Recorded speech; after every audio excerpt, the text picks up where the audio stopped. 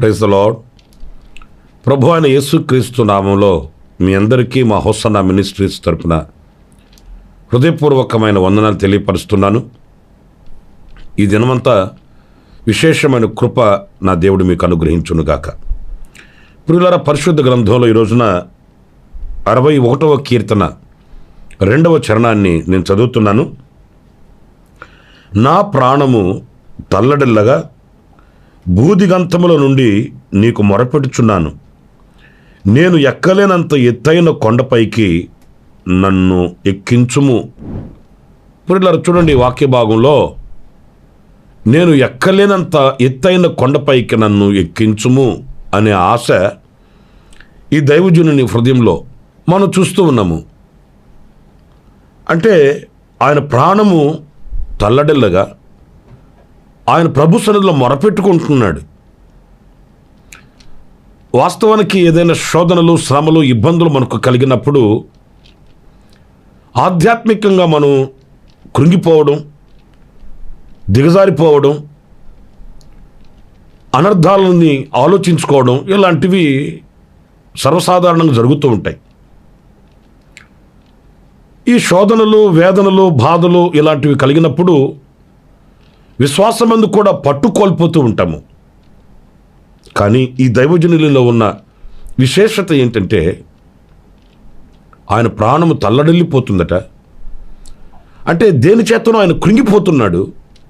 కానీ ఆ స్థితిలో ఒక ఉన్నతమైన స్థానానికి వెళ్ళాలని కోరికను ప్రత్యక్షపరుస్తున్నాడు. ఇది చాలా విశేషమైనదండి. ఎందుకంటే మనుషులుగా కొన్ని అనుభవాలు మనం భరించలేము, మనం సహించలేము. వాటిని ఎదుర్కొనే శక్తిని మనం కోల్పోతూ ఉంటాము. కానీ ఆ స్థితిలో కూడా బలాన్ని పొందుకొని, కృపను అందుకొని ఇంకాస్త నేను ఉన్నత స్థితికి వెళ్ళాలి, ఎత్తైన కొండను నేను చేరుకోవాలన్న కాంక్ష కలిగి ఉండడం నిజంగా ఇది చెప్పుకోదగిన విషయం అండి. ఉన్న స్థితిలో నుంచి దిగజారిపోయే వాళ్ళని చూస్తున్నాం. కానీ మరి తల్లడిల్లిపోయే అంత అనుభవాలలో కూడా ఆ ఉన్న స్థితిలో నుంచి పైకి వెళ్ళడం, ఉన్నతంగా ఎదగడం మన పితరుల యొక్క జీవిత అనుభవాలలో ఎన్నో శ్రేష్టమైన విషయాలు మనం నేర్చుకుంటామండి. వాళ్ళు పుటమ వేయబడుతున్నప్పుడు అగ్నిలో, శోధనల చేత పరీక్షింపబడుతున్నప్పుడు వాళ్ళు ఆ శోధనల వైపు, శ్రమల వైపు, వాళ్ళకి ఎదురైన అగ్ని వైపు వాళ్ళు చూడలేదు. కానీ వాళ్ళు ఉన్నతమైన ఆధ్యాత్మికమైన స్థితిని వాళ్ళు అనుభవిస్తూ వచ్చారండి.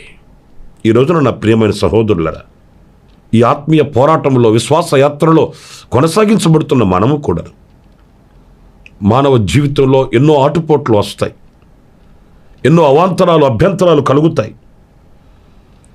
కొన్ని మన మనసును వేధించే శోధనలు మన మనసుని కృంగదీస్తాయి. కానీ ఆ స్థితిలో మన బలహీనులమై ఆధ్యాత్మికంగా కృంగిపోకూడదు. కానీ ఆధ్యాత్మికంగా ఒక నూతనమైన బలాన్ని మనం పొందుకోవాలి. ఉన్నతమైన ఆధ్యాత్మికమైన స్థితి కొరకు ప్రార్థన చేసి ఆ శిఖరానికి ఎక్కగలిగిన ఉన్నతమైన బలాన్ని మనం పొందుకొనవలసి ఉంటుందండి. చూడండి, ఎక్కలేనంత ఎత్తైన కొండకు నన్ను ఎక్కించమంటున్నాడు. ఆ అనుభవాలు ఎలా ఉంటాయంటే, ఒకరోజు యేసుక్రీస్తు పేతురును, యాకోబును, అతని సహోదరుడైన యోహానును వెంటబెట్టుకొని యేసుక్రీస్తు ఒక ఎత్తైన పర్వతం మీదకి తీసుకుని వెళ్ళాడండి వాళ్ళని. మీరు ఈ మాటల్ని మత్తయి సువార్త 17వ అధ్యాయం మొదటి వాక్యాల్లో మీరు చూస్తారండి. 6 దినములైన తర్వాత యేసు పేతురును, యాకోబును, అతని సహోదరుడైన యోహానును వెంటబెట్టుకొని ఎత్తైన ఒక కొండ మీదకి ఏకాంతముగా పోయి, ఎత్తైన ఒక కొండ మీదకి వారిని తీసుకొని ఏకాంతంగా ఆయన వెళ్ళిపోయాడట. ఎందుకంటే ఆయనకి ఎదురవుతున్న పరిస్థితులు అలా ఉన్నాయి. ఆయన ఎదుట ఉన్న బృహత్తరమైన కార్యం అలా ఉంది. ఆయన భుజస్కంధాల మీద ఉన్న భారం అంత గొప్పది. ప్రియులారా, ఆ పరిస్థితుల్లో ఆయన ఒక ఎత్తైన పర్వతం మీదకి ఏకాంతంగా ఆయన వెళ్ళిపోయాడట. నేను యెరూషలేముకి వెళ్ళినప్పుడు ఇంచుమించు 4 సార్లు నేను వెళ్ళాను. ఆయన ఏకాంతంగా గడిపిన కొండల మీదకి వెళ్ళినప్పుడు చూసినప్పుడు ఆశ్చర్యం కలుగుతుందండి. ఈనాడు వెహికల్స్లో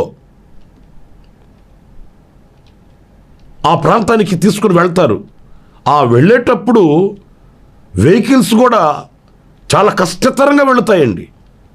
కానీ ఆయన కాలినడకన ఎక్కి వెళ్ళాడట. నాకు ఆశ్చర్యం అనిపించింది.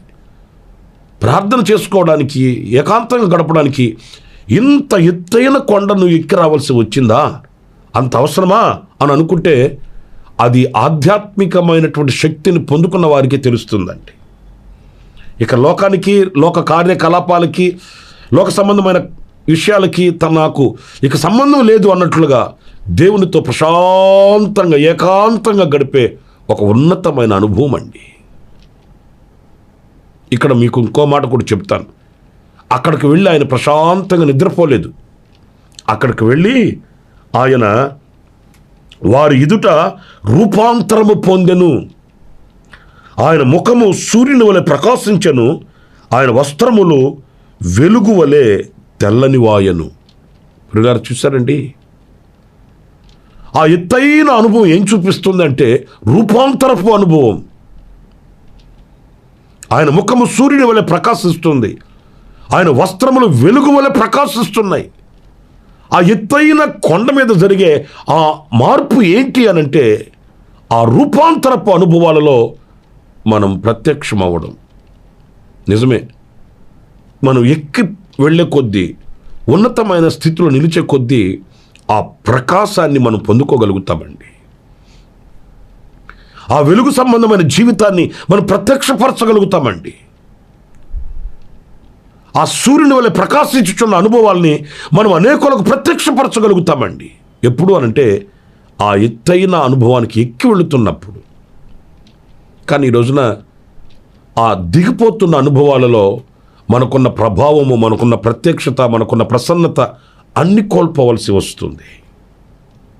ప్రియులారా, చూడండి, ఆయన శిష్యులను వెంటబెట్టుకుని అక్కడికి వెళ్ళి ఆయన రూపాంతరం చెంది ఆయనగా కాకుండా ఆయన ఒక మహిమాన్వితునిగా అక్కడ ప్రత్యక్షమయ్యాడు. అందుకే కాబోలు ఈ దావీదు నన్ను ఎత్తైన కొండకు ఎక్కించమని కోరుకున్నాడు.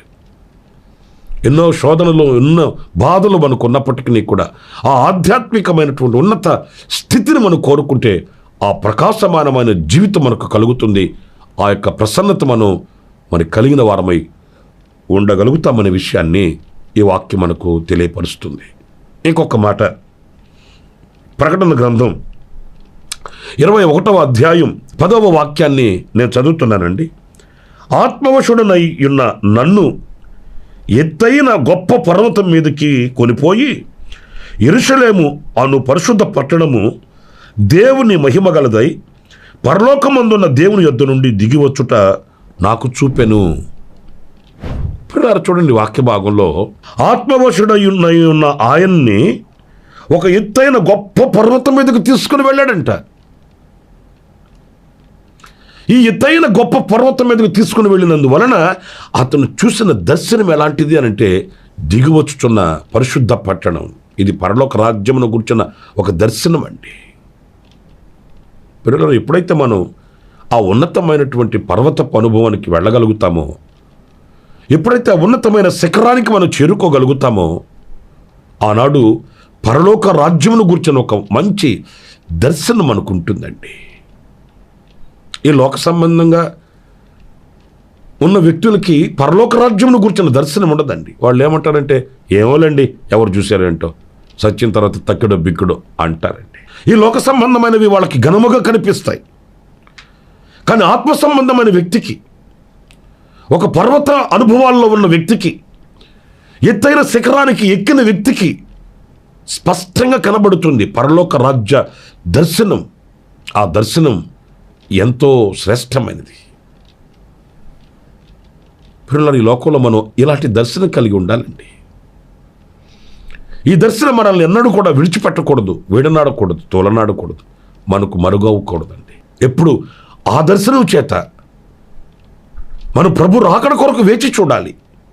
మనల్ని మనం పరిశుద్ధపరచుకోవాలి, మనల్ని మనం సిద్ధపరచుకోవాలి.